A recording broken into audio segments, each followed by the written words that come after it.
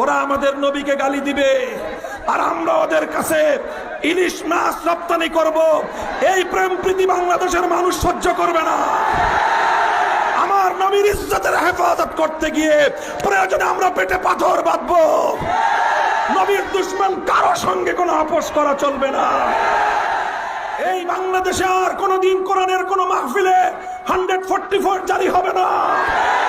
এই বাংলাদেশের আর কোন কোরআনের মাহফিলে বাধা দেওয়া হবে না। এই বাংলাদেশে কোনো আলেম ওলামাকে নির্যাতন করা হবে না। এই বাংলাদেশে আল্লাহ নবীর ইজ্জতের দাবি তুলে আর কাউকে বুলেট বিদ্ধ হতে হবে না। এই বাংলাদেশে বৈষম্যের বিরুদ্ধে স্লোগান তুলে আর কোন ছাত্রকে প্রাণ দিতে হবে না। আমরা গড়ে তুলব বৈষম্যহীন সেই বাংলাদেশ। মনে রাখতে হবে, পতিত স্বৈরাচারের দোসরেরা এখনো